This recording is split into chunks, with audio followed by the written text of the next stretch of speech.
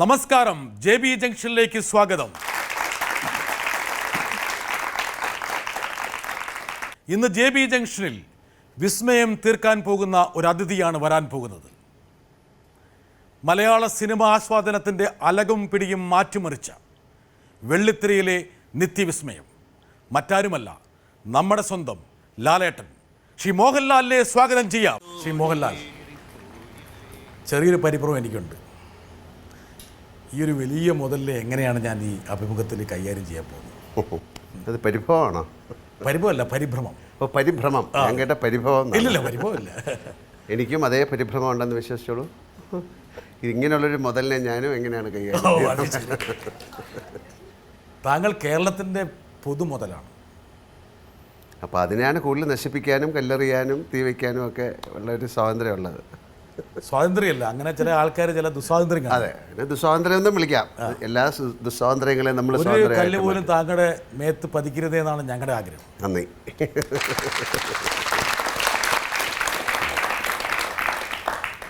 വലിയൊരു വിജയത്തിൻ്റെ കൊടുമുടിയിലാണ് ശ്രീ മോഹൻലാൽ. താങ്കളുടെ പുതിയ സിനിമ ദൃശ്യം നിറഞ്ഞോടുകയാണ്. ഒരുപക്ഷെ ആരും നനച്ചിരിക്കാത്ത വൻ വിജയം. ആ സിനിമയുടെ ദൃശ്യങ്ങളാണ് ഇതിൽ കാണുന്നത്. ശ്രീ മോഹൻലാൽ ചിന്തിച്ചിരുന്നോ ഈ ദൃശ്യം എന്നുള്ളത് ഒരു ദൃശ്യവിസ്മയമാകുമെന്ന്? ഇത് എൻ്റെ മാത്രം ഒരു വിജയമായിട്ട് ഞാൻ ഇതിനെ കണക്കാക്കുന്നില്ല. അതാണ് അതിൻ്റെ സത്യവും. എല്ലാ സിനിമകളും അതിൻ്റെ ഒരു സക്സസ് എന്ന് പറയുന്നത് ഒരു ആക്ടറുടെ മേലെ മാത്രം ആരോപിക്കപ്പെടേണ്ടതല്ല. ദൃശ്യം എന്നുള്ള സിനിമയുടെ സക്സസ് എന്ന് പറയുന്ന ബേസ് അതിൻ്റെ കഥ, അതിൻ്റെ തിരക്കഥ, അതിൻ്റെ സംവിധാനം, അത്രേ അതിൻ്റെ ഒരു ക്രാഫ്റ്റാണ്. വളരെ എന്ന് പറഞ്ഞാൽ ഈ സിനിമ ഇങ്ങനെ ഷൂട്ട് ചെയ്യാൻ പാടുള്ളൂ എന്നൊരു നിയമമുണ്ട്. നമ്മൾ പലപ്പോഴും പല സിനിമകളും ആ സിനിമയ്ക്ക് ആവശ്യമല്ലാത്ത രീതിയിലുള്ള ഷോട്ടുകൾ, അത് ആൾക്കാർക്ക് ഡിസ്റ്റർബൻസ് ഉണ്ടാക്കും. അല്ല ശ്രീ മോഹൻലാൽ, ആ സിനിമ ഞാൻ കണ്ടപ്പോൾ എനിക്ക് തോന്നിയൊരു പെട്ടെന്ന് എൻ്റെ മനസ്സിലേക്ക് വന്നത്, ശ്രീ മോഹൻലാലിന് വേണമെങ്കിൽ ചില അതിഭാവുകത്വം തൻ്റെ അഭിനയത്തിൽ വേണമെങ്കിൽ കാണിക്കാൻ പറ്റുന്ന ഒട്ടേറെ മുഹൂർത്തങ്ങൾ ആ സിനിമയിൽ ഉണ്ടായിരുന്നു. ഒരു നടൻ വേണം സ്ലിപ്പ് ചെയ്യാവുന്ന ഒരുപാട് തലങ്ങളുണ്ടായിരുന്നു. പക്ഷേ താങ്കൾ അവിടെയൊക്കെ പിടിച്ചെന്ന് മാത്രമല്ല, ഒന്ന് വരിഞ്ഞിട്ടാണ് താങ്കൾ ചെയ്തത്. എന്നാ കാരണം വെച്ചാൽ അങ്ങനെ ഒരു അപകടം എവിടെയോ പതിയിരിക്കുന്നുണ്ടെന്ന് ഒരുപക്ഷെ താങ്കളുടെ പരിചയം കൊണ്ടും ചിരപരിചയം കൊണ്ടും താങ്കളുടെ ഉപബോധ മനസ്സിലുണ്ടെന്ന് എനിക്ക് തോന്നി. അങ്ങനെയല്ല, ഇപ്പോൾ ജോർജ് കുട്ടി എന്ന് പറയുന്ന ആൾക്ക് ഇങ്ങനെ ബിഹേവ് ചെയ്യാൻ പറ്റുള്ളൂ. അയാൾക്കൊരിക്കലും 1% പോലും അയാൾ ഓവർ ആക്ട് ചെയ്ത് കഴിഞ്ഞാൽ പിടിക്കപ്പെടാൻ സാധ്യതയുള്ള ഒരുപാട് സന്ദർഭങ്ങളിലൂടെയാണ് അയാൾ കടന്നു പോകുന്നത്. ഒരുപക്ഷെ അതിലൊരു സീനുണ്ട്, പോലീസുകാരൻ പറയാണ് അയാൾ തിരിഞ്ഞു നോക്കും, ജോർജ് കുട്ടി തിരിഞ്ഞു നോക്കും. അതാണ് പോലീസിൻ്റെ ലാംഗ്വേജ്, അല്ലെങ്കിൽ ഒരു എന്താ പറയേണ്ട ഒരു സൈക്കോളജിക്കൽ അപ്രോച്ചാണ്. പക്ഷേ ജോർജ് കുട്ടി എന്ന് പറയുന്ന ആൾ തിരിഞ്ഞു നോക്കാൻ ശ്രമിച്ചിട്ട് വേണ്ട എന്ന് പറഞ്ഞ് നടക്കുന്നു. അപ്പോൾ തീർച്ചയായിട്ടും ആ സ്ക്രിപ്റ്റിൻ്റെ പിൻബലം അതിനുണ്ട്. പിന്നെ അറിഞ്ഞോ അറിയാതെയോ നമുക്ക് അത്തരം സിനിമകളിൽ ഈ സാധാരണ ഇത്തരം സീരിയസ് വിഷയങ്ങൾ കൈകാര്യം ചെയ്യുമ്പോൾ, അല്ലെങ്കിൽ സെറ്റിൽ എന്നുള്ള വാക്കൊക്കെ ഉപയോഗിക്കാവുന്ന, അതിൽ വളരെ ശ്രദ്ധിച്ച് കൈകാര്യം ചെയ്യേണ്ടതാണ്. അതിനെ ഒരുപാട് സിറ്റുവേഷനും അതിനെ ഹെൽപ്പ് ചെയ്യാറുണ്ട്. ഒരു സൈക്കോളജിക്കൽ ത്രില്ലറുകളിൽ ശ്രീ മോഹൻലാലിൻ്റെ ശരീരഭാഷ തന്നെ വളരെ വ്യത്യസ്തമാണ്. മറ്റൊരു സിനിമയിൽ അഭിനയിക്കുന്ന പോലെയല്ല. പെട്ടെന്ന് താങ്കൾ എവിടുന്നോ ഒരു പ്രത്യേക തലം, ഒരു ഭാവം താങ്കൾ എടുത്ത് അണിയുന്നുണ്ട്. ഒരുപക്ഷെ അത് ആലോചിച്ചിട്ട് ചെയ്യുന്നതാണോ അതെയോ അല്ല, അങ്ങനെ സ്വാഭാവികമായിട്ട് നൈസർഗികമായിട്ട് വന്ന് ഭവിക്കുന്നതാണ്. ഇപ്പോൾ ദൃശ്യം എന്നുള്ള സിനിമ അഭിനയിക്കാൻ ചെല്ലുന്ന സമയത്ത് എനിക്കറിയില്ല എന്താണ് ഞാൻ ചെയ്യാൻ പോകുന്നത്. അതിൻ്റെ കഥ അറിയാം. ആ സിനിമയുടെ തുടക്കം എന്ന് പറയുന്നത് ഇൻ്റർവെല്ലിൽ കഴിഞ്ഞിട്ടുള്ള ഒരു സീനാണ് എടുക്കുന്നത്. അയാൾ ആ കാറ് കണ്ടെത്തുകയും അതിൽ കയറിപ്പോവുകയും ചെയ്യണം. അപ്പോഴത്തേക്ക് സിനിമയുടെ ഇൻ്റർവെല്ലിൽ കഴിഞ്ഞിരിക്കുന്നു. അതാണ് നമ്മൾ എടുക്കാൻ പോകുന്നത്. അപ്പോൾ ആ സീൻ എടുത്തു കഴിഞ്ഞ ശേഷം അടുത്ത ദിവസം വേറൊരു സീൻ എടുക്കുമ്പോൾ അറിയാതെ ബാക്കിയുള്ള ക്യാരക്ടേഴ്സ് എല്ലാം കൂടെ ഉള്ള സീനുകൾ എടുക്കുന്ന സമയത്ത് അറിയാതെ ജോർജ് കുട്ടി എന്നൊരു ക്യാരക്ടർ ഷേപ്പ് ആവുകയാണ് എന്നെ സംബന്ധിച്ചിടത്തോളം. അത് ഈ സിനിമയിലല്ല, ഏത് സിനിമയിലായാലും. അത് എങ്ങനെ ചെയ്യുന്നു എന്ന് ചോദിച്ചു കഴിഞ്ഞാൽ അതിനൊരു മറുപടിയില്ല. ശ്രീലാൽ, ജിത്തുവിൻ്റെ വൈഫ് പറഞ്ഞൊരു കാര്യമുണ്ട്. അതായത് ലാൽ ഉഴപ്പി അഭിനയിക്കുകയാണ്. ഇത് ഈ പടം തകർക്കാനുള്ളൊരു പരിപാടിയാണെന്ന് തോന്നുന്നു. മഹാഭൂലോക ഉഴപ്പാണ്. ഒരു സിനിമ അഭിനയത്തിൽ കൊടുക്കേണ്ട ഒരു ഗൗരവമോ പാഠമോ ഒന്നും താങ്കൾ കാണിക്കുന്നില്ല എന്ന്. ഇത് ഞാൻ പറഞ്ഞതല്ല, വേണേ കേൾക്കാം. അതെ. ലാലേട്ടാ, ഈ ദൃശ്യത്തിൻ്റെ ഷൂട്ടിങ് ലാലേട്ടൻ വന്ന് ജോയിൻ ചെയ്തു. കുറച്ച് ദിവസങ്ങൾ കഴിഞ്ഞപ്പോൾ ലാലേട്ടനറിയാലോ എൻ്റെ വൈഫാണ് അതിൻ്റെ കോസ്റ്റ്യൂം ഡിസൈനർ. അപ്പോൾ ഒരു ദിവസം ഞങ്ങൾ റൂമിലിരിക്കുമ്പോൾ ലിൻഡ എന്നോട് ചോദിച്ചു, ലാലേട്ടന് പ്രൊജക്റ്റിൽ എന്തോ ഒരു താല്പര്യക്കുറവ് പോലെ തോന്നുന്നു, അങ്ങനെ ഇങ്ങനെയാണെന്ന് ചോദിച്ചു. അപ്പോൾ ഞാൻ പറഞ്ഞു, എന്താ അങ്ങനെ തോന്നി? അപ്പോൾ ഞാൻ പറഞ്ഞു, അല്ല, ലാലേട്ടൻ ചെയ്യുന്ന കണ്ടിട്ട് എന്തോ ഒരു ശരിയാകുന്നില്ല എന്ന് തോന്നുന്നു, അല്ലെങ്കിൽ എന്തോ ഒരു സുഖം തോന്നുന്നില്ല. അപ്പം ഞാൻ പറഞ്ഞു, ആദ്യത്തെ 1-2 ദിവസം എനിക്കും അങ്ങനെ തോന്നി, പക്ഷേ ഇത് മിക്കവാറും സ്ക്രീനിൽ വരുമ്പോൾ ഇത് വേറെ രീതിയിലായിരിക്കും എന്ന് പറഞ്ഞു. അപ്പം ശരിക്കും ലിൻഡ അപ്പോഴും കൺവിൻസ്ഡ് അല്ല, എന്തോ ഒരു പ്രശ്നമുണ്ട്, ചിലപ്പോൾ നമ്മളിനി വല്ലതും എൻ്റെ ഡയറക്ഷൻ ശരിയായിട്ടാണ്, അങ്ങനെയൊക്കെ ഒരു ടെൻഷൻ പുള്ളിക്കുണ്ട്, ഇനിയിപ്പം ഇവൻ ചെയ്യുന്നൊന്നും ശരി, അങ്ങനെ വല്ല ഫീലിംഗ് ലാലേട്ടുണ്ടാകും. പക്ഷേ കംപ്ലീറ്റ് വർക്ക് കഴിഞ്ഞ് പ്രിവ്യൂ കണ്ടു കഴിഞ്ഞപ്പം എന്നോട് ലിൻഡ വന്നിട്ട് പറഞ്ഞൊരു ഡയലോഗാണ്, ഇതൊരു വല്ലാത്ത മനുഷ്യൻ തന്നെയാണ്. കാരണം അവിടെ ചെയ്തപ്പം ഒരു ഉഴപ്പി ചെയ്യുന്ന പോലെ ഫീൽ ചെയ്തു, പക്ഷേ അത് സ്ക്രീനിൽ വന്നപ്പോൾ അത് എന്താ പറയുക, ഏറ്റവും പെർഫെക്റ്റ് ആയിട്ടുള്ള, ഏറ്റവും എവിടെയൊക്കെ കറക്റ്റ് ഫീൽ കൊടുക്കണോ ആ കറക്റ്റ് ഫീല് എവിടെയൊക്കെ എന്താ പറയുക, അത് എത്ര നാച്ചുറലായിട്ട് ചെയ്തു എന്നുള്ള ആ ഒരു ഇത് എൻ്റെ വൈഫിൻ്റെ ഒരു ഇതിൽ നിന്ന് വന്നു.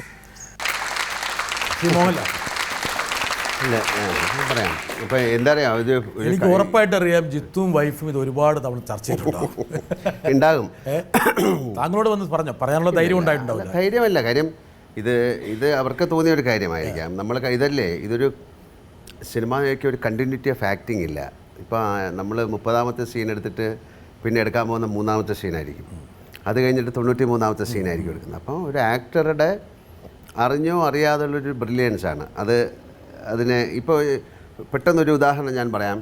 തന്മാത്ര എന്നുള്ള സിനിമ കണ്ടതിന് ശേഷം എൻ്റെ കൂടെയുള്ള ആൻ്റണി എന്നോട് വന്നു, സാറേ എനിക്കിങ്ങനെ ഷേക്കാൻ. ഞാൻ പറഞ്ഞ എന്താണ് സാർ, ഞാനിതിൻ്റെ ഷൂട്ടിംഗ് കണ്ടപ്പോൾ ഇത്രയും സീരിയസ് ആയിട്ടുള്ളൊരു പ്രമേയം, ഓരോ ഷോട്ട് കഴിഞ്ഞിട്ട് സാറ് വന്നിട്ട് ഭയങ്കര ചിരി. ഞാൻ എപ്പോഴും അങ്ങനെയാണ്, എൻ്റെ ഒരു ഷോട്ട് കഴിഞ്ഞ് കഴിഞ്ഞാൽ ഞാൻ അതിൽ നിന്ന് മാറാനായിട്ട് ഞാൻ പോയിട്ട് തമാശകളും കാര്യങ്ങളും പറയാതെ ചിരിക്കുക ആൾക്കാരുമായിട്ട്.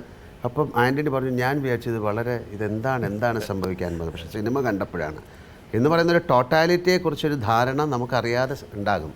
പിന്നെ നമ്മുടെ ഒരു മെത്തേഡ് ആക്ടിങ്ങോ അങ്ങനെയൊന്നുമല്ല, ഒരു സീനിനെ അഭിനയിക്കാൻ വേണ്ടിയിട്ടൊരു മൂഡ് ക്രിയേറ്റ് ചെയ്യുക അങ്ങനെയൊന്നുമല്ല. പക്ഷേ ഒരു പ്രാക്ടീസ് ആയിരിക്കാം, അറിയാതെ സംഭവിക്കുന്നതായിരിക്കാം. ഞാൻ ഒരിക്കലും ഒരു സീരിയസ് ആയിട്ടുള്ളൊരു അപ്രോച്ചിലോട്ട് ഞാനിപ്പോൾ വളരെ സീരിയസ്, ഇപ്പോൾ കിരീടമായാലും അല്ലെങ്കിൽ ദശരഥമായാലും ഭരതമായാലും എല്ലാ സിനിമകളും നമുക്ക് ഏറ്റവും, ഇപ്പോൾ രാംഗോപാൽ വർമ്മയുടെ കമ്പനി എന്നുള്ള സിനിമയുടെ ഷൂട്ടിംഗ് കഴിഞ്ഞിട്ട് ഇതേപോലെ രാംഗോപാൽ വർമ്മ എന്നെ വിളിച്ചു പറഞ്ഞു, ലാൽ, ഞാൻ ഈ നിങ്ങളുടെ ഓരോ ഷോട്ടുകളും ഞാൻ സ്ക്രീനിൽ കണ്ടുകൊണ്ടിരുന്നപ്പം ഞാൻ വെച്ച് ഈ മനുഷ്യൻ എന്താണ് കാണിക്കുന്നത്. പക്ഷേ രണ്ടാമത് ഞാൻ വന്നപ്പോഴാണ് അതിൽ വളരെയധികം ചെറിയ കാര്യങ്ങൾ സംസാരിക്കും, ഒരു സാധനം എടുക്കുക, കണ്ണിലിങ്ങനെ ഒഴിക്കും, ഒരുപാട് കാര്യങ്ങൾ. ഇത് നമ്മൾ ഒരിക്കലും അറിഞ്ഞുകൊണ്ട് ചെയ്യുന്നതല്ല. അപ്പോൾ അറിഞ്ഞുകൊണ്ട് ചെയ്യുന്നതിനെക്കാട്ടിലും അറിയാതെ ചെയ്യുമ്പോഴാണ് അത് കൂടുതൽ ഈ നാച്ചുറാലിറ്റി എന്നൊക്കെ എപ്പോഴെങ്കിലും ലാലിന് തോന്നിയിട്ടുണ്ടോ, അതായത് ഈ കഥാപാത്രം ഇങ്ങനെ ആയിരിക്കണം, ഒരു ബോധപൂർവമായിട്ട് അതിനെക്കുറിച്ചൊന്ന് കോൺടംപ്ലേറ്റ് ചെയ്ത് ഒന്ന് ചിന്തിച്ച് മനസ്സൊരു മനനം ചെയ്ത്? തീർച്ചയായിട്ടും ഉണ്ടാകാം. അതോ തലേ ദിവസം സാധാരണ ആൾക്കാർ പറയുന്ന പോലെ ലാല് ആഹ്ലാദിച്ച് ഉല്ലസിച്ച് 100% അങ്ങനെ തന്നെയാണ്. ഷോട്ട് കഴിഞ്ഞാലും അങ്ങനെ തന്നെ ആയിരിക്കാം. ഒരു ഷോട്ട് കഴിഞ്ഞാലും ഞാൻ ഇന്നിപ്പം ജിത്തുവിൻ്റെ അടുത്ത് സംസാരിച്ചത്, ഞാനൊരു പിക്നിക്ക് പോലെയാണ് ഈ സിനിമയെ കണ്ടിരിക്കുന്നത്. എല്ലാ സിനിമകളും അങ്ങനെയാണ്. അത് നമ്മുടെ ജോലി എന്ന് പറയുന്നത് ഓൾറെഡി ആ സ്ക്രിപ്റ്റും കാര്യങ്ങളും എല്ലാം റെഡിയായി കഴിഞ്ഞു, ഇതിനെ എക്സിക്യൂട്ട് ചെയ്യുക എന്നുള്ളതാണ്. പിന്നെ ഞാൻ ഒരുപാട് പ്രാവശ്യം പറഞ്ഞൊരു കാര്യം കൂടെ, ഒരു life span of an actor, especially film actor, it is between action and cut. അത്രേ ഉള്ളൂ. അത് കഴിയുമ്പോൾ അയാൾ തിരിച്ചു പോയിട്ട് അയാളുടെ കാര്യങ്ങളൊക്കെ നോക്കിയിട്ട് വീണ്ടും വരിക. ഇതൊരു ഹയസ്റ്റ് ഫോം ഓഫ് മെഡിറ്റേഷൻ ആയിട്ടാണ് ഞാൻ കാണുന്നത്. ലാലൊരു മഹാഭാഗ്യവാനാണ് ആയിരിക്കാം, 100%. മാത്രമല്ല പിന്നെ ഈ ദൃശ്യമെന്ന് പറയുന്ന സിനിമയിൽ നമ്മുടെ കൊളീഗ്സ്, എല്ലാ സിനിമകളിലും നമ്മുടെ കൂടെ അഭിനയിക്കുന്നവർ, കൂടെ പ്രവർത്തിക്കുന്നവർ, അവരുടെയൊക്കെ ഒരു എനർജിയാണ് നമ്മളെയും ലിഫ്റ്റ് ചെയ്യുന്നത്. അപ്പോൾ ദൃശ്യം എന്നുള്ള സിനിമയിൽ എൻ്റെ കൂടെ അഭിനയിച്ചിരിക്കുന്ന എല്ലാവരും വളരെ നന്നായിട്ട് അഭിനയിച്ചിരിക്കുന്നതുകൊണ്ടാണ് എനിക്ക് അഭിനയിക്കാൻ. അപ്പോൾ ഞാനൊരു സിനിമാ നിരീക്ഷകൻ എന്നതിൽ നോക്കുകയാണെങ്കിൽ ഒരു സാധാരണ ആസ്വാദകനാണ്, സാധാരണ കാഴ്ചക്കാരനാണ്. പക്ഷേ മോഹൻലാൽ എന്നുള്ള ആക്ടറിന് ഈ സിനിമയിലെ വിജയം അനിവാര്യതയായിരുന്നു. അങ്ങനെ ഞാൻ കാണുന്നില്ല. പക്ഷേ കാര്യം എന്താ പറയുക, അത് എന്തുകൊണ്ടാണ്? എന്താ കാരണം എന്ന് വെച്ചാൽ കഴിഞ്ഞ കുറേ സിനിമകൾ ഒരുപക്ഷെ മോഹൻലാൽ എന്ന നടൻ പ്രതീക്ഷിച്ച ഒരു വിജയം കാണാൻ കഴിയാതെ, ഞാനപ്പോൾ അങ്ങനെ പഴയ ഒരു സിനിമ ഭയങ്കരമായിട്ട് ഇത് വിജയിച്ചത് കൊണ്ട് ഞാൻ ഇങ്ങനെ ഇനി ഒരു കുറേ സിനിമകളിൽ അഭിനയിക്കുക അങ്ങനെയൊന്നും ഞാൻ ചിന്തിച്ചിട്ടില്ല. ഒരുപാട് നല്ല സിനിമകൾ നമുക്ക് ചെയ്യാൻ സാധിച്ചിട്ടുണ്ട്. ഇപ്പം കഴിഞ്ഞ വർഷമായാലും ഇപ്പോൾ പ്രണയം എന്നുള്ളത് എന്നെ സംബന്ധിച്ചോളം എനിക്ക് വലിയ ഇഷ്ടമുള്ള സിനിമയാണ്. അല്ലെങ്കിൽ തന്മാത്ര എന്നുള്ള സിനിമ, അല്ലെങ്കിൽ പിന്നെന്താ പറയേണ്ടത് ഭ്രമരം എന്നുള്ള സിനിമ. എന്നാൽ പക്ഷേ ഈ പറഞ്ഞ പോലെ ഈ കൊടുമുടിയുടെ തുഞ്ചത്ത് താങ്കളിങ്ങനെ നിൽക്കുകയാണ്. ഈ നിൽപ്പിലൊരു പ്രത്യേക തലമുണ്ട്. കാരണം നമ്മളെക്കാട്ടിലും ഇത് മനസ്സിലാക്കി ചെയ്യേണ്ടത് ഇതിൻ്റെ ഈ ക്രാഫ്റ്റിനെ വളരെ സീരിയസ് ആയിട്ട് കൈകാര്യം ചെയ്യുന്ന സംവിധായകരാണ്, അല്ലെങ്കിൽ തിരക്കഥാകൃത്തുക്കളാണ്. പലരും ഒരു സിനിമ ചെയ്യാൻ വേണ്ടിയിട്ടാണ് സിനിമ ചെയ്യുന്നത്. താങ്കൾക്ക് വളരെ വേണ്ടപ്പെട്ട ഒരാൾ വരുന്നുണ്ട്. ആയിക്കോട്ടെ. മലയാള സിനിമയ്ക്ക് ഉണ്ടായ ഏറ്റവും വലിയ ചരിത്ര വിജയമായ ദൃശ്യം എന്ന് പറയുന്ന ഈ ചിത്രം ഇത്രയും വിജയമായിരിക്കുമെന്ന് ലാൽ സാറിന് ഷൂട്ടിംഗ് സമയത്തോ അതിനുശേഷമോ ഈ റിലീസിന് മുൻപ് ഏതെങ്കിലും സമയത്ത് മനസ്സിലങ്ങനെ തോന്നിയിരുന്നു? ആന്റണി സുന്ദരനായിരിക്കും. ആന്റണി അല്ലല്ലോ സുന്ദരനാണ്. ആന്റണിയുടെ ഒരു സല്യൂട്ടൊക്കെ ഉണ്ട്. അതായത് വന്ന സ്റ്റേഷനിൽ ഈ ആന്റണി ചോദിക്കേണ്ട, ഈ സിനിമ തുടങ്ങുന്നത് ആന്റണിയുടെ മുഖത്തുനിന്നാണ്. സിനിമയുടെ ഏതാണ്ട് അവസാനവും ആന്റണിയിലൂടെയാണ്. ആന്റണിയാണ് ഈ കഥ കൊണ്ടുപോകുന്നത് അല്ലേ, ഒരു ബസ്സിൽ വന്ന് ഇറങ്ങിപ്പോകുന്നത്. നമുക്കൊന്നും ഒരിക്കലും ഒരു പ്രഡിക്റ്റ്, ഈ സിനിമയുടെ ഒരു മാജിക് റെസിപ്പിയാണ്. ഇപ്പോൾ ദൃശ്യത്തിൻ്റെ വിജയം കൊണ്ട് അടുത്ത സിനിമ ദൃശ്യം എടുക്കുക, അല്ലെങ്കിൽ ഇതുപോലെ സിനിമ എടുക്കുക, ഇത് വിജയിക്കണം എന്നില്ല. ഇപ്പോൾ ഈ സിനിമയുടെ റൈറ്റ്സുകൾ ഒരുപാട് ലാംഗ്വേജിൽ വാങ്ങിച്ചിട്ടുണ്ട്. പക്ഷേ ആന്റണി ചോദിച്ചൊരു ചോദ്യം അല്ല, ഞാൻ പറയാം. അപ്പോൾ അത് അവർ വാങ്ങിക്കുന്നത് ഈ സിനിമയുടെ വിജയം കണ്ടുകൊണ്ടാണ്. അവർക്ക് ഈ സിനിമ രണ്ടാമത് റീമേക്ക് ചെയ്താൽ ഇതുപോലെ വിജയം കിട്ടുമോ എന്ന് പറയാൻ പറ്റില്ല. അതുപോലെ തന്നെയാണ് ഈ സിനിമയ്ക്കും സംഭവിച്ചത്. ഈ സിനിമ ഒരു പ്രേക്ഷകർ ഒരു വികാരമായിട്ടെടുത്തു. അവർക്ക് എത്രയോ നാളായിട്ട് കാണാൻ കൊതിച്ചിരുന്ന ഒരുപാട് കാര്യങ്ങൾ അതിലുണ്ടായി, അറിഞ്ഞോ അറിയാതെയോ. അത് അക്സെപ്റ്റൻസ് ആണ്. പിന്നെ ഒരു കാര്യം കമ്മ്യൂണിക്കേറ്റ് ചെയ്യാൻ പറ്റി. എപ്പോഴും സിനിമ എങ്ങനെയാണല്ലോ, ഈ സിനിമയുടെ വിജയം എന്നെ സംബന്ധിച്ചിടത്തോളം ഞാൻ പറയുകയാണെങ്കിൽ, സിനിമാ തിയേറ്ററിൽ നിന്ന് ഇറങ്ങുമ്പോൾ ഒരുപാട് പേര് സിനിമ മറന്നു പോകും.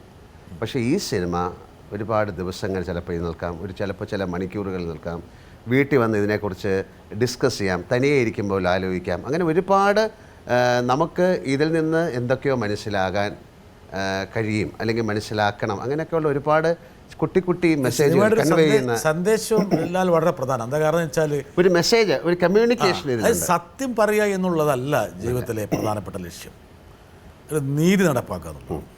നീതിയും സത്യവും തമ്മിൽ പലപ്പോഴും ചില വ്യത്യാസങ്ങൾ ഉണ്ടാകാം. ഞാനതിനകത്ത് സൂക്ഷ്മമായി നിരീക്ഷിച്ചൊരു കാര്യം, ഒരുപക്ഷെ കള്ളം പറയാൻ വേണമെങ്കിൽ ഒരു ന്യായം വേണം ഒരാൾക്ക് ഉണ്ടാകാം, അല്ലെങ്കിൽ സത്യം പറയാതിരിക്കാൻ ഒരു ന്യായമുണ്ടാകാം. അല്ല, അങ്ങനെയാണല്ലോ പറയുന്നതും. അതൊരു നീതിക്ക് വേണ്ടി ഒരു കള്ളം പറയുന്നതിൽ തെറ്റില്ല എന്നാണ്. ഇവിടെ സംഭവിച്ചത് എന്ത് തന്നെ ആയാലും എൻ്റെ കുടുംബത്തിന് വേണ്ടി ഞാൻ നിലനിൽക്കുമെന്ന് പറയുന്ന ഒരാളുടെ മനസ്സാണ്. ആ മനസ്സിനെ ഈ പ്രേക്ഷകർ മുഴുവൻ അക്സെപ്റ്റ് ചെയ്തു എന്നുള്ളതാണ് ഈ സിനിമയുടെ വിജയം. സാധാരണ സിനിമയിൽ ഒരുപക്ഷെ 300 പേരെ ഒരു നായകൻ വെടിവെച്ച് കൊന്നിട്ട് ജയിലിൽ പോകുന്നുണ്ട്. അതിനേക്കാളിലും ഭയങ്കരമായ ഒരു കാര്യമാണ് ഇയാൾ ചെയ്തിരിക്കുന്നത്. ഇയാൾ എന്തു ചെയ്തു എന്ന് പറയുന്നത് ഒരുപക്ഷെ പ്രേക്ഷകർക്ക് മനസ്സിലാകും, ആ സംഭവം നടന്ന മറ്റാർക്കും അറിയില്ല എന്നുള്ളതാണ്. ഒരു ഹിച്ച്കോക്കിൻ്റെ രീതിയിലുള്ളതാണ് ഈ സിനിമ. ആദ്യം എന്ത് സംഭവിച്ചു എന്ന് കാണിച്ചിട്ട് പിന്നെ അതിനെ എങ്ങനെ കവറപ്പ് ചെയ്തു, എങ്ങനെ അത് കൊണ്ടുപോയി എന്നുള്ളതിൻ്റെ ഒരു തീമാണ് ഈ സിനിമയിലും വന്നിരിക്കുന്നതാണ് എനിക്ക് തോന്നിയത്. വരട്ടെ ലാൽ സർ, ഞാൻ നിങ്ങളോട് കുറേ സിനിമകൾ ചെയ്തു. പക്ഷേ അപ്പോഴെല്ലാം ഞാൻ പറയാത്ത ഒന്ന് ഇപ്പോൾ എനിക്ക് പറയണമെന്ന് തോന്നുന്നുണ്ട്. The most positive person I came across was you. നിങ്ങളോട് ചെയ്യുമ്പോൾ, നിങ്ങളോട് സംസാരിക്കുമ്പോൾ, the positive energy you have and the positive energy you give us, it's amazing. ദൃശ്യത്തിലെ നായികയാണ് മീന. അതെ, മീനയ്ക്ക് ഒരുപാട് എനർജി ലാൽ സാർ പകർന്നു കൊടുത്തു മീന പറയുന്നത്. അത് വളരെ സന്തോഷം അങ്ങനെ പറയുന്നത്. ഞാൻ നേരത്തെ പറഞ്ഞത് അവർ പറഞ്ഞു എന്നേ ഉള്ളൂ. ഞാൻ തിരിച്ചാണ് പറഞ്ഞത്. എൻ്റെ കൂടെ അവരിൽ നിന്ന് കിട്ടുന്ന എനർജിയിലാണ് ഞാനും അഭിനയിക്കുന്നത് അല്ലേ. അപ്പോൾ അതിലൊരു കുട്ടിയായാലും, അതിലെ ഇപ്പം നാരായണൻ നായരായാലും കുഞ്ചേട്ടനായാലും ഒക്കെ ആ സീൻ കഴിയുമ്പോൾ നമ്മൾ വീണ്ടും അവരുടെ അടുത്ത് വളരെ ഫ്രണ്ട്ലി ആയിട്ടും തമാശകൾ പറയുകയും, ഇതൊരു സിനിമയാണ്, ഇതൊരു അഭിനയമാണ്, ഇത് മോഹൻലാലാണ്, അല്ലെങ്കിൽ ഇത് കുഞ്ചനാണ് എന്ന് തോന്നിപ്പിക്കാത്ത രീതിയിലുള്ള ഒരു പെരുമാറ്റത്തിലൂടെയാണ്. അതായിരിക്കാം അവർ പോസിറ്റീവ് എനർജി. മാത്രമല്ല, ലാലിനെ കുറിച്ചുള്ള ഒരു പ്രത്യേകത ആൾക്കാർ പറയുന്നത്, ലാൽ വളരെ കംഫർട്ടബിൾ ആക്കി പറ്റുള്ള ആൾക്കാർ. ഞാൻ ഒരിക്കലും എൻ്റെ അടുത്തേക്ക് ആൾക്കാരെ കൊണ്ടുവരാൻ ശ്രമിക്കാറില്ല. ഞാൻ അങ്ങോട്ട് പോകും. അതാണ് ഏറ്റവും നല്ലത്. ഇപ്പം എൻ്റെ ഇഷ്ടങ്ങളിലേക്ക് ഒരാളെ കൊണ്ടുവരാൻ വളരെയധികം പ്രയാസമാണ്. ഒരു സൂപ്പർ സ്റ്റാർ സാറ് അങ്ങനെയല്ലല്ലോ പെരുമാറേണ്ടത്. സൂപ്പർ സ്റ്റാർ എന്നുള്ളൊരു വാക്കല്ലേ, ഒരു സംജ മാത്രമാണ്. അതെ, ഞാൻ എൻ്റെ വ്യക്തിപരമായ എൻ്റെ ഒരു ഫിലോസഫി അതാണ് അല്ലേ. ഇപ്പം നിങ്ങൾ ചോദിക്കുന്നൊരു ചോദ്യം എനിക്ക് പറയാൻ മടിയില്ലാത്തതുകൊണ്ട് ഞാൻ നിങ്ങളിലേക്ക് വരികയാണ് അല്ലേ. അപ്പോൾ എപ്പോഴും നമ്മൾ വേറൊരാളെ റെസ്പെക്റ്റ് ചെയ്യുക എന്നുള്ളതാണ് എൻ്റെ വിശ്വാസം. അത് സിനിമയിലായാലും അത് ജീവിതത്തിലായാലും ഞാൻ അതിനു വേണ്ടി ശ്രമിക്കാറുണ്ട്. ആ ശ്രമം ഒരു പക്ഷേ നമുക്ക് ഈ പോസിറ്റീവ് എനർജിന്നോ. ഇത് മമ്മൂട്ടിക്ക് പറഞ്ഞു വെച്ചൊരു സിനിമയായിരുന്നു. ഞാനിവിടെ ഭാഗ്യം എന്നൊക്കെ പറയുമ്പോൾ നിമിത്തങ്ങൾ, പലപ്പോഴും ഇങ്ങനെയുള്ള നിമിത്തങ്ങളാണ് പലതിനും പറഞ്ഞു വെച്ചിരിക്കുന്ന സിനിമ സംഭവിക്കുകയാണ് അല്ലേ. ഇപ്പോൾ അത് ഇങ്ങനെ ഈ സിനിമ അദ്ദേഹത്തിന് ചെയ്യാൻ പറ്റാത്ത കൊണ്ട് ഞാൻ ചെയ്തുകൊണ്ട് ഇത് വിജയമായി, അല്ലെങ്കിൽ അദ്ദേഹം ചെയ്തുകൊണ്ട് ഇത് വിജയമായി എന്നൊന്നും പറയേണ്ട കാര്യമില്ല. ഇത് ഇങ്ങനെ സംഭവിക്കേണ്ട ഒരു സിനിമയായിരുന്നു അല്ലേ. ഇതിലിപ്പോൾ മീന എന്ന് പറയുന്ന കുട്ടി വളരെ കാലത്തിന് ശേഷം കല്യാണം കഴിഞ്ഞിട്ട് വീണ്ടും അഭിനയിക്കാൻ വരികയാണ്. അപ്പോൾ ഈ ദൃശ്യത്തിൽ അവർക്ക് അഭിനയിക്കാൻ സാധിച്ചു. ഇതൊക്കെ ഒരു ഭാഗ്യമാണ്, ഒരു നിമിത്തമാണ്. ഇതിങ്ങനെ സംഭവിക്കണമെന്ന് നേരത്തെ തീരുമാനിച്ചതായിരിക്കാം, അതുകൊണ്ടായിരിക്കാം ഇങ്ങനെ സംഭവിക്കും. ഇതുപോലെ പല സിനിമകളും അങ്ങോട്ടും ഇങ്ങോട്ടും മാറിപ്പോകാറുണ്ട്. ഒരുപക്ഷെ ശ്രീ മോഹൻലാലിന് പറഞ്ഞു വെച്ച സിനിമകൾ മമ്മൂട്ടി അഭിനയിക്കാറുണ്ട്, മമ്മൂട്ടിക്ക് പറഞ്ഞു വെച്ച സിനിമകൾ ലാൽ അഭിനയിക്കാറുണ്ട്. പക്ഷേ അങ്ങനെ മലയാളത്തിൽ അങ്ങനെ അധികം സംഭവിച്ചിട്ടില്ലെന്നാണ്. എനിക്കൊന്ന് വടക്കുന്നാഥന് ഇതുപോലെ തന്നെയായിരുന്നു അല്ലേ. ഈ എന്താ പറയുക, ഒരു കഥ ചിലപ്പോൾ ഇപ്പോൾ പല ആൾക്കാരോട് പറയും അല്ലേ. അവർക്ക് ചിലർ പക്ഷേ പറയും എനിക്കിപ്പോൾ ഇത് ചെയ്യാൻ പറ്റില്ല, നമ്മളറിയുന്നില്ല. ഇതിപ്പോൾ ഈ കഥ അവരോട് പറഞ്ഞിരുന്നു അറിയില്ല. ഇപ്പോൾ എൻ്റെ അടുത്ത് ഈ സിനിമയുടെ ഒരു ഷൂട്ടിംഗ് ഒക്കെ നടക്കുന്ന സമയത്ത് മമ്മൂട്ടിക്ക കണ്ടപ്പോൾ പറഞ്ഞു എന്നോട് ഈ കഥ പറഞ്ഞാണ്.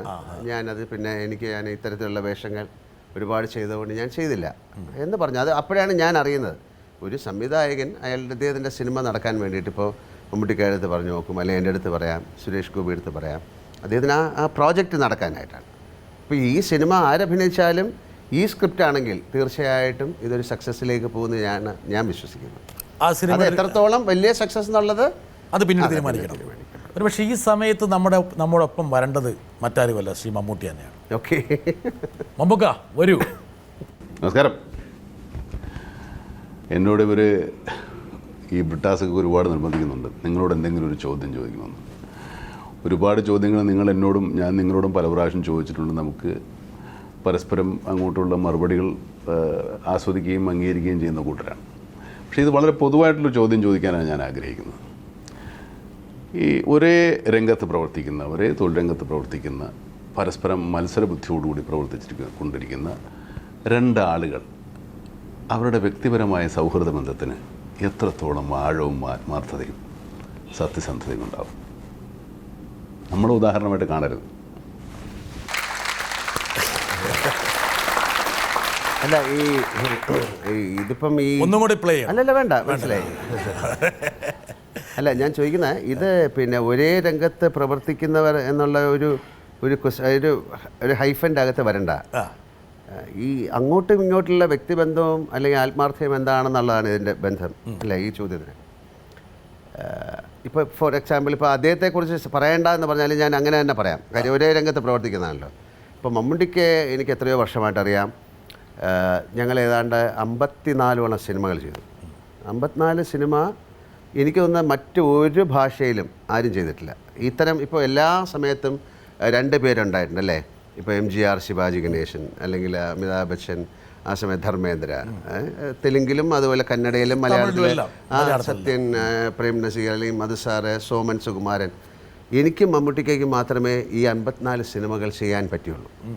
അത് കഴിഞ്ഞിട്ട് അത് എനിക്ക് തോന്നുന്ന മലയാളത്തിൽ മാത്രം ഞങ്ങൾ വർക്ക് ചെയ്തുകൊണ്ടാണ്, കേരളത്തിൽ ജനിച്ചതുകൊണ്ടാണ് എന്നൊക്കെ ഞാൻ വിശ്വസിക്കുന്നു. ഇതിൻ്റെ ബേസിക് ആയിട്ടുള്ളൊരു കാര്യം എന്ന് പറയുന്നത് ഞാൻ നേരത്തെ പറഞ്ഞ പോലെ പരസ്പരം ഒരു റെസ്പെക്റ്റ് ചെയ്യുക എന്നുള്ളതാണ്.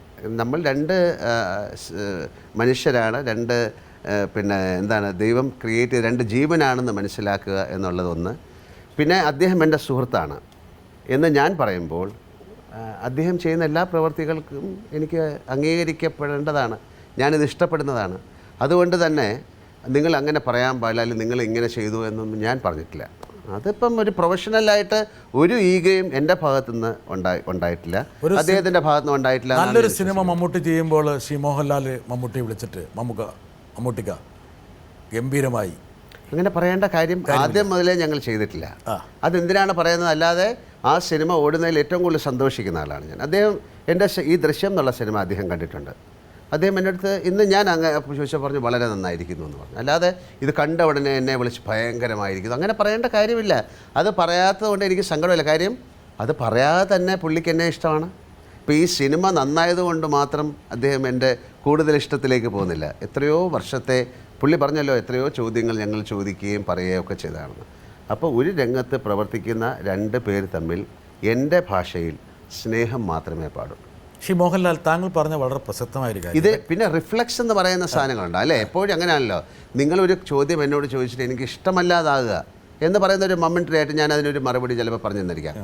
പക്ഷേ ഈ ചോദ്യത്തിന് അയാൾ എന്നോട് ഇങ്ങനെ ചോദിച്ചു എന്ന് പറഞ്ഞിട്ട് ഈ ചോദ്യത്തിന് ഞാൻ 5 വർഷം എൻ്റെ തോളിൽ കൊണ്ട് നടക്കുക എന്ന് പറയുന്നത് തെറ്റാണ്. കാരണം ആ തോളുകൾ എനിക്കാണ് കൂടുതൽ വേദനിക്കുന്നത് അല്ലേ? നിങ്ങൾക്ക് അത് ഒരുപാട് നിങ്ങൾക്ക് കഴുത്ത് വേദന ഉണ്ടാകും. എല്ലാ എയിൽമെൻറ്റ്സും സ്റ്റാർട്ട് ചെയ്യുന്ന ഇത്തരം ആവശ്യമില്ലാത്ത കാര്യങ്ങൾ ഷോൾഡർ ചെയ്യുമ്പോഴെന്നാണ് ഞാൻ വിശ്വസിക്കുന്നത്. താങ്കളത് മറക്കും? 100% മറക്കുക. അല്ലാതെ വേറെ എന്താണ്? എന്നോട് പലരും നിങ്ങൾ പലരും പറയാറുണ്ട്, അന്ന് പറഞ്ഞില്ലേ? അന്നെന്ന് പറഞ്ഞാൽ എനിക്കറിയില്ല സത്യമായിട്ടും. 3 വർഷം മുമ്പ് പറഞ്ഞൊരു കാര്യം ഞാൻ എന്തിനാണ് ഇപ്പോഴും ഓർമ്മിച്ചത്? മോഹൻലാൽ അസുഖകരമായ ഒരു സംഭവങ്ങൾ ഓർത്തു വെക്കാറില്ലേ? എത്രയോ കാര്യങ്ങൾ എന്നെപ്പറ്റി ഉണ്ടായിട്ടുണ്ട്, ഞാൻ ഓർക്കാറില്ല. എന്തിനാണ് ഞാൻ ഓർക്കുന്നതുകൊണ്ട് എന്താ ഗുണം? സാധാരണ മനുഷ്യനുണ്ടാകുന്ന ഞാൻ സാധാരണ മനുഷ്യൻകാരനും സാധാരണ മനുഷ്യനാണ്, അതായിരിക്കാം. അല്ല, കാര്യമായിട്ട് പറയുന്നത് അത് ഓർത്ത് വെച്ച് പെരുമാറുക എന്ന് പറയുന്നത്. താങ്കൾ പറഞ്ഞൊരു വലിയ ഫിലോസഫി. എന്താ കാരണം വെച്ചാൽ അത് ഓർത്ത് വെക്കുന്നുകൊണ്ടുള്ള ഭാരം താങ്കൾക്ക് മാത്രമാണ്. എനിക്ക് മാത്രമാണ്. ഇത് നിങ്ങൾ അന്ന് പറഞ്ഞില്ലേ, ഇപ്പോൾ ഒരു പക്ഷേ ഒരു ഭാര്യാഭർത്തൃ ബന്ധത്തിൽ അല്ലെങ്കിൽ ഒരു കാമുകൻ ആയിട്ടുള്ള ബന്ധത്തിലൊക്കെ ഇത് സംഭവിക്കുന്നതാണ്. മിഥുനം എന്നൊരു സിനിമയിൽ പറയുന്നുണ്ട്, അന്ന് എഴുതിയ കത്ത് എനിക്കറിയില്ല. നമ്മൾ വേറെ ഒരുപാട് കാര്യങ്ങളിലൂടെ കടന്ന് പോയിക്കൊണ്ടിരിക്കുകയാണ്. അപ്പോൾ അന്ന് പറഞ്ഞ കാര്യം എന്തിനാണ്? നിങ്ങൾ അന്ന് ഉപയോഗിക്കുന്ന ഒരു ഷർട്ടാണ് 5 വർഷം അല്ല, ഒരുപാട് അന്ന് ഉപയോഗിച്ച ഒരു പേനയല്ല നിങ്ങൾ ഇന്ന് ഉപയോഗിക്കുന്നത്. അന്ന് ഉപയോഗിച്ച ഒരു ടെലിഫോണല്ല, അന്ന് ഉപയോഗിച്ചൊരു ഷൂസ് അല്ല. എല്ലാ ദിവസവും മാറ്റിക്കൊണ്ടിരിക്കും. ചിന്തകളും അതുപോലെയാണ്. ഇത് പഴയ ഈ നെഗറ്റീവ് തോട്ട്സിലൂടെ പോകാതെ ഒരുപാട് പോസിറ്റീവ് ചിന്തകളിലൂടെ. അപ്പോൾ ഞാൻ പല ഇൻ്റർവ്യൂകളിലും അല്ലെങ്കിൽ എന്നെക്കുറിച്ച് പല കമൻറ്റുകളും പല ആൾക്കാരും പറഞ്ഞതൊന്നും ഞാൻ ശ്രദ്ധിക്കാറില്ല. അവരെ ഞാൻ എപ്പോഴും കാണുമ്പോൾ എനിക്ക് അവരോട് കൂടുതൽ സ്നേഹമാണ്. ശ്രീ മോഹൻലാൽ, അത് വലിയൊരു അതിഭാഗത്തുള്ളൊരു സ്റ്റേറ്റ്മെൻ്റ്. എന്താ കാരണം വെച്ചാൽ അപ്പോൾ എന്തറിയോ, നിങ്ങൾ ചോദിച്ചൊരു ചോദ്യത്തിന് ഞാൻ എൻ്റെ മറുപടി പറയുകയാണ്. അപ്പോൾ എന്താണ് ഞാൻ പറയേണ്ടത്? എനിക്ക് അവരോട് ദേഷ്യമുണ്ടെന്ന് പറയണോ? ഇല്ല. ഞാൻ വീണ്ടും ചോദിക്കുന്നത് ഒരുപക്ഷെ ഇതെന്തറിയോ, ഈ അഭിമുഖത്തിൽ ഇതൊരു പ്രാക്ടീസാണ്. ഞാൻ പണ്ട് മുതലേ ശീലിച്ച ഒരു കാര്യം, അതിൽ ഞാൻ 1% വിജയിച്ചിട്ടുള്ളൂ.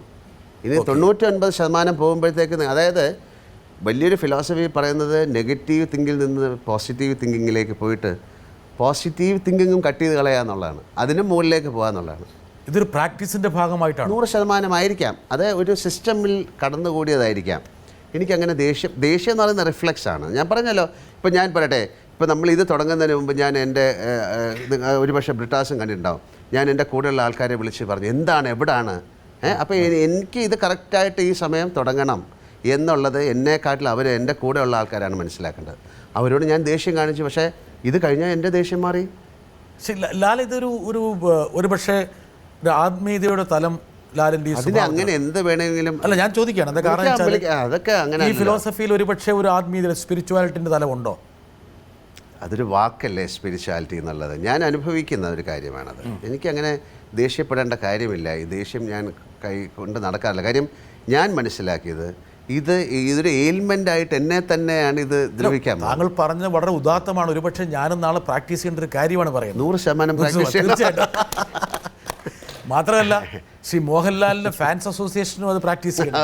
എന്താ കാരണം വെച്ചാൽ ശ്രീ മമ്മൂട്ടിയെ കാണുമ്പോൾ ചിലപ്പോൾ പല്ലിറുമെന്നുള്ള ഫാൻസ് അസോസിയേഷൻ ഞാൻ പറയുന്ന റിഫ്ലെക്സുകളാണ്. അല്ലാതെ ഇപ്പോൾ അദ്ദേഹത്തിന് ഒരു തിരിച്ചും അങ്ങോട്ടും ഇങ്ങോട്ടും അതൊന്നും ആവശ്യമില്ലാത്ത കാര്യമാണ് എന്നാണ് ഞാൻ വിശ്വസിക്കുന്നത്. അതായത് സിനിമ എന്ന് പറയുന്നത് ഇത് റിയാലിറ്റി അല്ലെന്ന് ആദ്യം മനസ്സിലാക്കി ആ ഒരാളുടെ സിനിമയുടെ സക്സസ്സിന് വേണ്ടി പ്രാർത്ഥിക്കുകയാണ് വേണ്ടത്.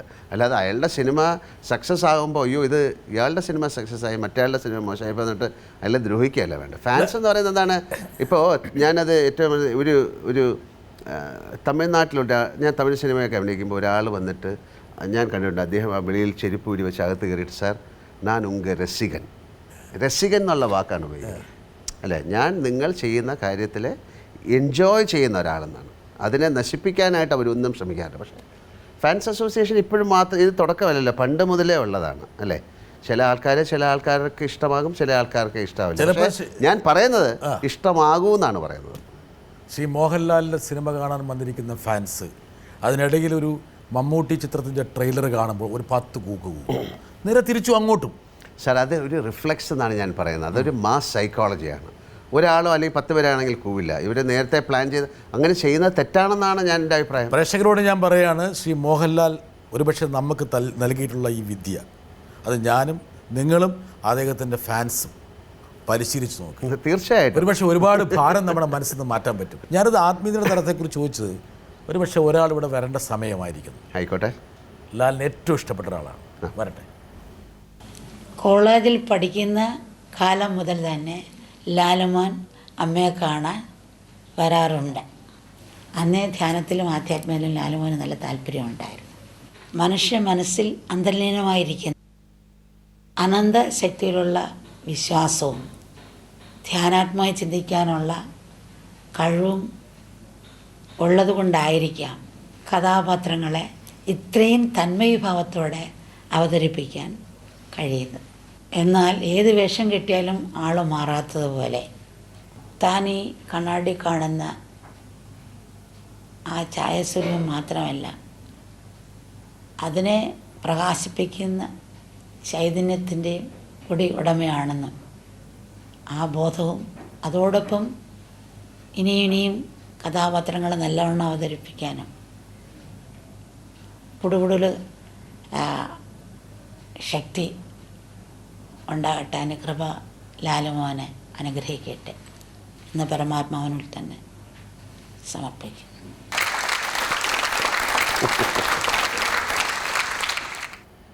ലാൽ, എന്താ അമ്മ ഒരുപക്ഷെ ഇങ്ങനെ ഒരു ടെലിവിഷൻ പരിപാടിയിൽ ആദ്യമായിട്ടായിരിക്കും. അതെ അതെ, ലാലിൻ്റെ മനസ്സിലേക്കാണ് അമ്മ ഇപ്പോൾ. അമ്മ പറഞ്ഞതിൽ 100% സത്യമുണ്ടെന്ന് ഞാൻ വിശ്വസിക്കുന്നു. ഇപ്പം നേരത്തെ ചോദിച്ചില്ലേ, അതിനുള്ള എപ്പോഴും അങ്ങനെയാണല്ലോ, നമുക്ക് ഉണ്ടാകുന്ന ഒരുപാട് സംശയങ്ങൾ ദൂരീകരിക്കുന്ന അല്ലെങ്കിൽ അതിനൊരു ആൻസർ ചെയ്യുന്ന ഒരാളാണ് ഗുരു. അത് ഗുരു എന്ന് വിളിക്കാം, അമ്മ എന്ന് വിളിക്കാം, അതിനെ ചൈതന്യം എന്ന് വിളിക്കാം, എന്ത് വേണമെങ്കിലും വിളിക്കാം. എനിക്ക് ഏതാണ്ട് 40 വർഷത്തോളമായിട്ട് അമ്മയെ അറിയാം. 40 വർഷം എന്ന് പറയുന്നത് വലിയ വർഷമാണ്. വലിയ വർഷമാണ്.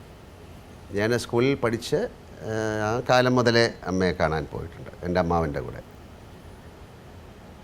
ഒരുപാട് അനുഭവങ്ങൾ എനിക്കുണ്ടായിരുന്നു. അങ്ങനെയാണല്ലോ നിൻ്റെ വിശ്വാസം നിന്നെ രക്ഷിക്കട്ടെ എന്ന് പറയുന്ന പോലെയാണ്. അത് അനുഭവങ്ങൾ ഇപ്പോൾ ഞാനത് ഇറ്റ്സ് വെരി പേഴ്സണൽ അല്ലേ. നമ്മുടെ അനുഭവങ്ങൾ, നമ്മുടെ സംശയങ്ങൾ ഒക്കെ ഒരുപാട് അത് അറിഞ്ഞോ അറിയാതെയോ നമുക്ക് പകർന്നു തരുന്ന ഒരാളാണ് ഗുരു. അത്തരത്തിൽ അമ്മയെപ്പറ്റി ഞാൻ ഈയിടെ അമ്മയെ ഇൻ്റർവ്യൂ ചെയ്തു. അങ്ങനെയൊന്നും ഞാനപ്പോൾ എന്നോട് കുറേ ചോദ്യങ്ങൾ ഉണ്ടാക്കി ചെയ്യണമെന്ന് പറഞ്ഞ സമയത്ത് ഞാൻ ആലോചിച്ചു, ഞാൻ എന്താണ് ചോദിക്കേണ്ടത് അല്ലേ. അപ്പോൾ എന്നോട് പലരും ചോദിച്ച കുറേ ചോദ്യങ്ങൾ ഞാൻ അമ്മയോട് തിരിച്ചു ചോദിച്ചു. കാര്യം എനിക്ക് മറുപടി കിട്ടേണ്ട ഒരുപാട് കാര്യങ്ങൾ അമ്മയിലൂടെ എനിക്ക് കിട്ടി. അപ്പോൾ അമ്മ പറഞ്ഞ ഒരു ഏറ്റവും വലിയ കാര്യം, കുറച്ച് നാളിന് മുമ്പ് എന്നോട് ഇവിടുത്തെ ഒരു പ്രസിദ്ധമായ ഒരു ന്യൂസ് പേപ്പർ, അവർ 50 വർഷത്തിനുള്ളിൽ നിങ്ങൾ കണ്ട ഏറ്റവും വലിയ മഹത് വ്യക്തിയെക്കുറിച്ച് ഉള്ളൊരു എഡിഷനായിരുന്നു. അപ്പോൾ എന്നോട് ചോദിച്ചപ്പോൾ ഞാൻ മതാമൃതാനന്ദമയി എന്നാണ് പറഞ്ഞത്. അതിൽ അത് പറയാൻ കാരണം എന്ന് പറഞ്ഞത്, ഇതിപ്പോൾ ഞാൻ പെട്ടെന്ന് എനിക്ക് എന്താണ് പറയേണ്ടതെന്ന് അറിഞ്ഞൂടാ. കാര്യം ഞാൻ താങ്കളുടെ കണ്ണുകളിൽ അത് കണ്ടു. എന്താ കാരണം വെച്ചാൽ അമ്മ വന്നപ്പോൾ തന്നെ ലാലിൻ്റെ കണ്ണിൽ അത് പെട്ടെന്ന് റിഫ്ലക്സ് ചെയ്യും.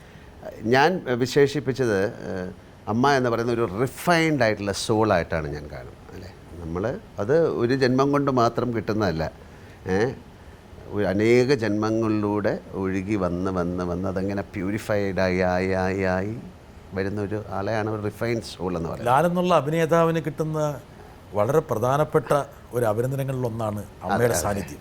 അപ്പം ഞാൻ ഇപ്പം പെട്ടെന്ന് പറയുകയാണെങ്കിൽ അമ്മയായിട്ട് ഒരുപാട് സന്ദർഭങ്ങൾ, മാത്രമല്ല എൻ്റെ അമ്മയ്ക്ക് സുഖമില്ലാതിരിക്കുന്ന സമയത്ത് ഞാൻ അമ്മയാണ് ആദ്യം വിളിക്കുന്നത്. അമ്മ പറഞ്ഞു അമ്മയുടെ ഹോസ്പിറ്റലാണ് പോകുന്നത്. ഞാൻ വിശ്വസിക്കുന്ന ആ ഹോസ്പിറ്റലുള്ളത് കൊണ്ട് മാത്രമാണ് എനിക്കിന്നും ഇവിടെ നിന്ന് അമ്മ എനിക്ക് ഫോൺ ചെയ്യാൻ സാധിക്കുന്നത്. ആ ഹോസ്പിറ്റൽ, അങ്ങനെ ഹോസ്പിറ്റൽ ഉണ്ടാകാൻ കാരണം അമ്മ എന്നാണ് അല്ലേ. ഒരുപാട് ചാരിറ്റി എന്നുള്ള വാക്ക് അതിന് ഒരു കറക്റ്റ് ലാലിന് വാക്കല്ല. അമ്മയോടുള്ള ഒരു സ്നേഹം എനിക്ക് ഒരുപക്ഷെ അമൃതാനന്ദമയിൽ മാത്രമല്ല, സ്വന്തം അമ്മയിൽ മാത്രമല്ല, എല്ലാ അമ്മമാരോടുമുള്ള ലാലിൻ്റെ ഒരു കാഴ്ചപ്പാട്. തീർച്ചയായിട്ടും. അപ്പോൾ അങ്ങനെ ഒരുപാട് അനേക കാര്യങ്ങളിലൂടെ നമുക്കറിഞ്ഞോ അറിയാം. ഇപ്പോൾ എനിക്ക് വളരെ വിചിത്രമായ ചില സംശയങ്ങളുണ്ടായിരുന്നു എന്നെപ്പറ്റി. അപ്പോൾ എനിക്ക് തോന്നിയത് ഞാനൊരു വണ്ടി എടുത്ത് നേരെ അമ്മയെടുത്താണ് പോയത്. വിചിത്രമായെന്ന് പറഞ്ഞാൽ നമുക്ക് അങ്ങനെയാണല്ലോ, മനസ്സിൻ്റെ പ്രകേളികയാണോ എന്താണ്? ഇല്ല, ഒരുപാട് കാര്യങ്ങൾ അതങ്ങനെ പറയാൻ പറ്റുന്നൊരു കാര്യമല്ല.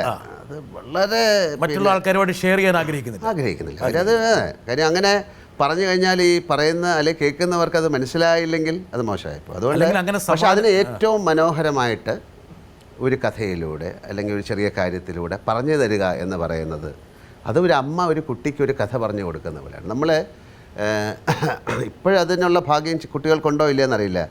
ഇപ്പോൾ എന്നെ സംബന്ധിച്ചോളം കുട്ടിക്കാലത്ത് ഞാൻ എൻ്റെ അമ്മയോടും അമ്മുമ്മയോടും അമ്മാവനോടും അമ്മായിയോടൊക്കെ കിടന്ന് അവരുടെ ഒരു ഓറ, സ്നേഹത്തിൻ്റെ ഓറയിൽ കിടന്ന് ഒരുപാട് കഥകൾ കേട്ടാണ് വളർന്നത് അല്ലേ. പണ്ട് കഥകൾ പറഞ്ഞു കൊടുക്കുന്ന അതിന് വേണ്ടിയാണ്. ഒരിടത്ത് ഒരു സത്യസന്ധനായ രാജാവ് ഉണ്ടായിരുന്നു എന്ന് പറയുമ്പോൾ ആ മനസ്സിലേക്ക് സത്യസന്ധത എന്നൊരു വാക്ക് വന്നു അല്ലേ. ആ രാജാവ് എങ്ങനെ ഇരിക്കണം എന്ന് പറഞ്ഞാൽ അയാൾ ഒരു കള്ളനെ പിടിച്ചു, അപ്പോൾ കള്ളൻ ചെയ്യാൻ പാടില്ല, അവൻ്റെ കൈ മുറിച്ചു. അങ്ങനെ ഒരുപാട് കഥകളിലൂടെയാണ് നമ്മളിലേക്ക് ഒരു ഇൻഫ്ലുവൻസ് എന്ന് പറയും അല്ലേ. അതൊരു ഒരു ഒരു ഒരു പ്രത്യേക വൈറസാണ്, അത് നമുക്ക് പറയാൻ പറ്റില്ല. അത്തരം യു വിൽ ഗെറ്റ്, നമുക്ക് ഇൻഫ്ലുവൻസാണ് അമ്മ എന്ന് പറയുന്നത്. അമ്മ പറഞ്ഞ കാര്യം വളരെ, ഇപ്പോൾ എൻ്റെ അടുത്ത് നേരത്തെ ചോദിച്ചില്ലേ മോഹൻലാൽ ഇത് വളരെ സബ്ഡ്യൂഡായിട്ട് ആക്ട് ചെയ്തു എന്നൊക്കെ ചോദിച്ചപ്പോൾ പറയുന്നത്, അമ്മ പറഞ്ഞതിൽ അതിൻ്റെ ആൻസറുണ്ട് എന്ന് പറഞ്ഞു കഴിഞ്ഞാൽ, ഇപ്പോൾ ഇനി ഞാൻ തുറന്ന് പറയാം, ഞാനൊരു സിനിമ തുടങ്ങുന്നതിന് മുമ്പ് ഞാൻ ചെയ്യുന്നത് സത്യസന്ധമായിട്ട് പറയാം, അതിപ്പം എല്ലാവർക്കും വേണമെങ്കിൽ ചെയ്യാം. ഞാൻ എൻ്റെ മേക്കപ്പ് ചെയ്യുന്നതിന് മുമ്പ് ഞാൻ ഒരു സ്ഥലത്ത് പോയിട്ട് ഞാൻ ഒന്ന് പ്രാർത്ഥിക്കുക, അതായത് ഞാൻ പറയും പ്ലീസ് ഹെൽപ്പ് മീ എന്നാണ് ഞാൻ പറഞ്ഞത്. എനിക്കറിയില്ല പ്രോജക്റ്റ് തുടക്കം. എനിക്കിപ്പോൾ ഞാനിപ്പോൾ വാനപ്രസ്ഥം എന്നുള്ള സിനിമ അല്ലെങ്കിൽ അതേപോലെ ഞാൻ പറഞ്ഞു എനിക്ക് കഥകളി അറിയില്ല.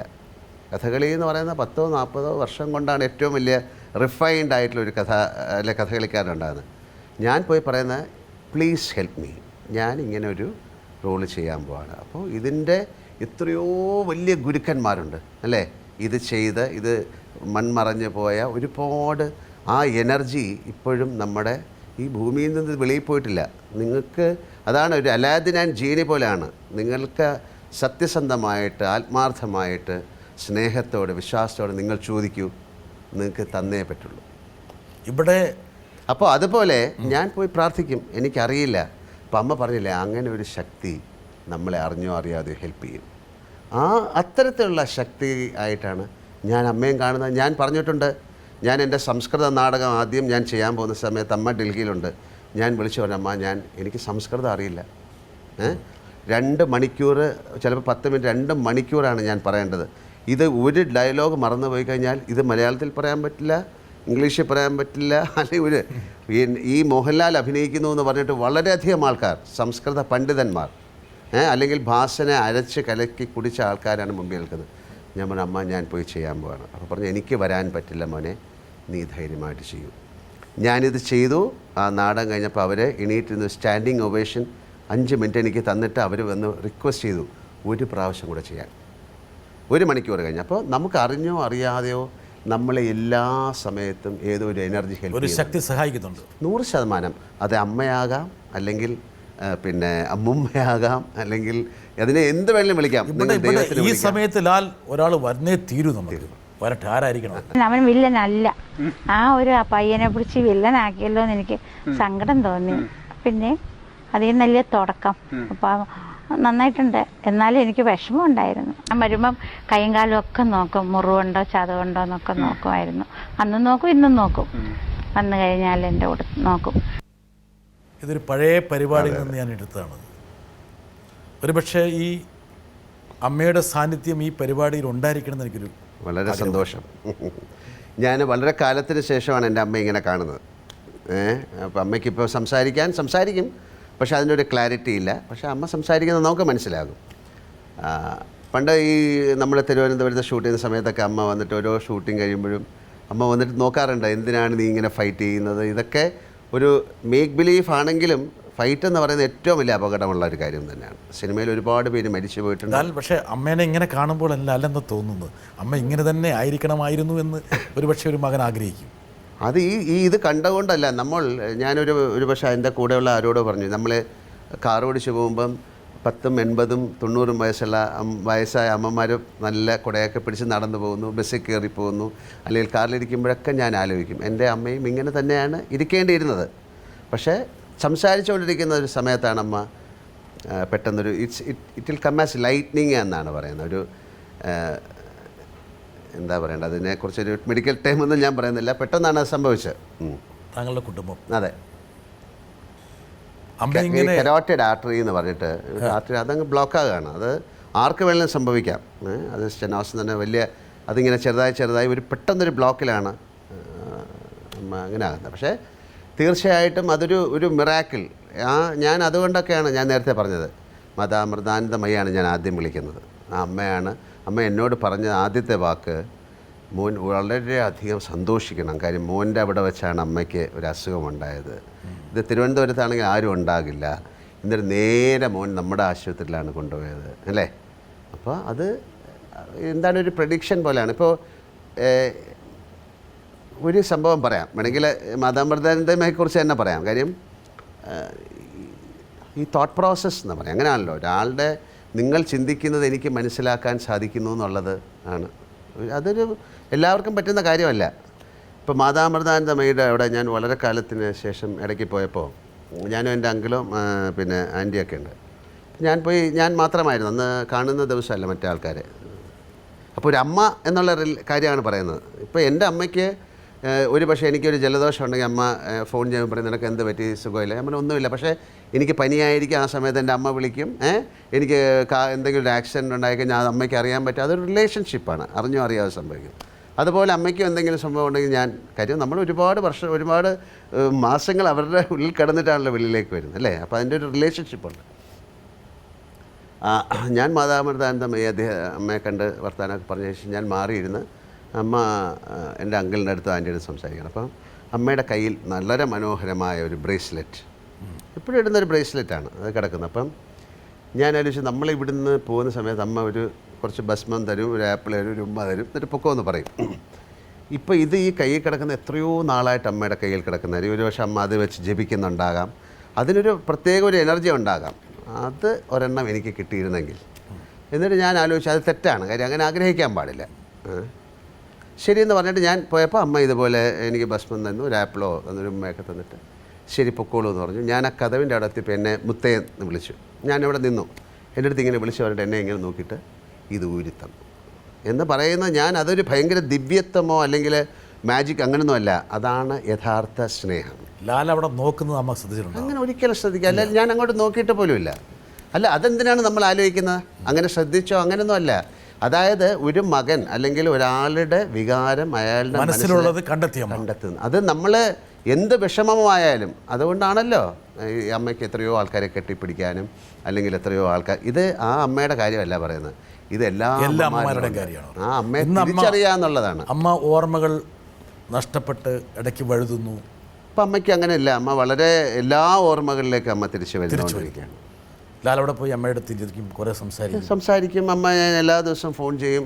അമ്മയ്ക്ക് എല്ലാ കാര്യങ്ങളും അറിയാം, പഴയ കാര്യങ്ങൾ, ഒരു പക്ഷേ പഴയ കാര്യങ്ങളായിരിക്കും കൂടുതൽ അറിയാം. കാര്യം അതാണ് അങ്ങനെ ഒരു ബ്രെയിനിൻ്റെ സിസ്റ്റം അനുസരിച്ച് പഴയ കാര്യങ്ങളായിരിക്കും, പ്രായമാകുമ്പോൾ നമുക്ക് പഴയ കാര്യങ്ങളായിരിക്കും കൂടുതൽ ഓർമ്മ വരുന്നത്. അത് വളരെ ശക്തിയോടെ മനസ്സിലേക്ക് വരും.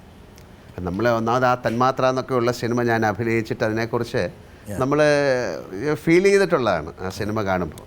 അപ്പം അങ്ങനെ ഒരു അമ്മയ്ക്കും സംഭവിക്കാതിരിക്കട്ടെ എന്ന് നമുക്ക് ഈ അവസരത്തിൽ പ്രാർത്ഥിക്കാം.